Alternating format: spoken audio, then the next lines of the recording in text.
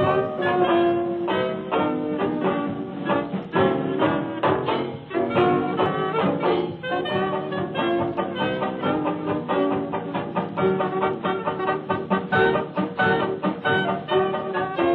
paulistano que acabou em Joinville e que tem contribuído nos últimos anos para que os espetáculos venham à cena com grande qualidade visual, estrutural, etc., né?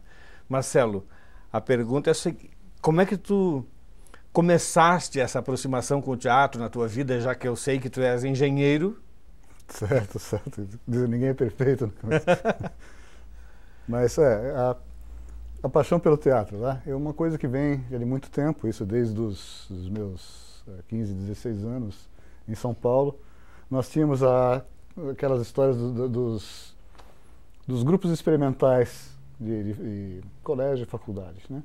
E eu tive uma sorte de viver numa época muito rica, porque nós tínhamos aqueles espetáculos famosos que estavam chegando lá, e a produção teatral bastante forte, com nomes que hoje são nomes de avenidas e nomes de salas. Míticos. Né? Exato, nomes místicos mesmo, que vêm monstros sagrados, né? Então eu tive muito contato com algumas produções do Atom Bastos e produções artísticas. Me lembro de espetáculos que marcaram muito assim, esses meus 18, 19 anos.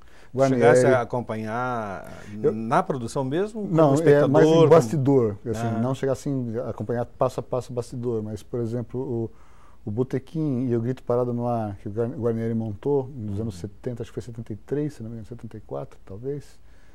E aquela do xereta que entra no camarim e vai ver o que tem lá dentro, né? E vai tentar conversar com os atores.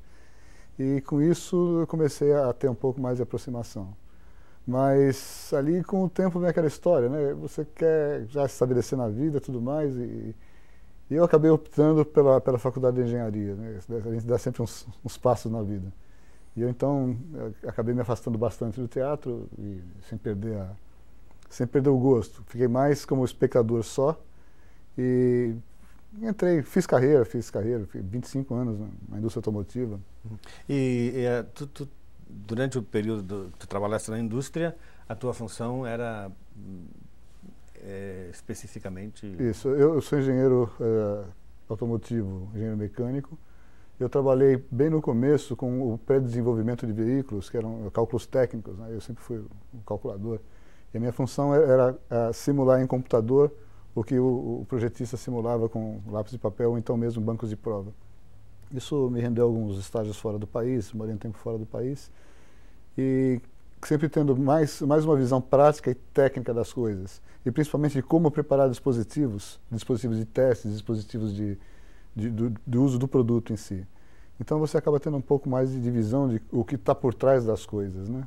Durante esse período, tu perdeste completamente o contato com o teatro, mesmo como espectador? Não, como espectador eu sempre continuei. É? Como espectador, sim, acompanhando as produções, né? Eu me lembro assim, algumas vezes eu saía de teatro e era praxe em São Paulo sair do teatro e tomar café no aeroporto, antes de Congonhas, depois lá o aeroporto de Guarulhos. E era bem marcante a história de ir ao teatro. E me lembro também, uma ocasião, uma época, o SESI, se não me engano, acho que o SESI, ele fez uma campanha de popularização, ele colocava combis nas ruas e vendiam ingressos a preços assim muito, muito baixos. E isso ajudou bastante a difundir o teatro por lá. E nos tempos que tu trabalhaste na Volks, né? Na Volkswagen. Tu também viajaste bastante na Europa. Tu tiveste contato com uma produção teatral europeia? Mais para assistir de xereta, porque no começo, quando eu estava lá, tinha até um pouco de dificuldade com o idioma, né? Depois que eu desenvolvi um pouco mais o idioma, tem aquela história, eu comecei a passar menos tempo livre, né? Era tempo mais voltado à indústria mesmo. Ou então as férias que a gente saía viajando. Mas eu cheguei a ver algumas peças, sim, algumas peças bem interessantes, né? E como é que foi isto de vir para Joinville, de mudar para Joinville? Tu vieste trabalhando pela empresa para cá? Como é que foi? Não. A história é bem mais complicada. Um parente que mudou para cá por emprego, ele era um parente muito próximo, um primo, e nós tivemos um contato muito... eu digo assim, muito próximo mesmo, e ele estimulava a gente a mudar para Joinville. E nessa ocasião coincidiu que a empresa que eu trabalhava com algumas transformações, e com uma forma assim, bastante pesada, e aquilo estava me fazendo muito mal para a saúde, eu estava tendo uma dedicação mais do que eu podia, mais do que eu queria. O resultado era aquele colesterol lá em cima, visitas ao Instituto do Coração e tudo mais. Né? E eu percebi que aquilo estava me fazendo mal.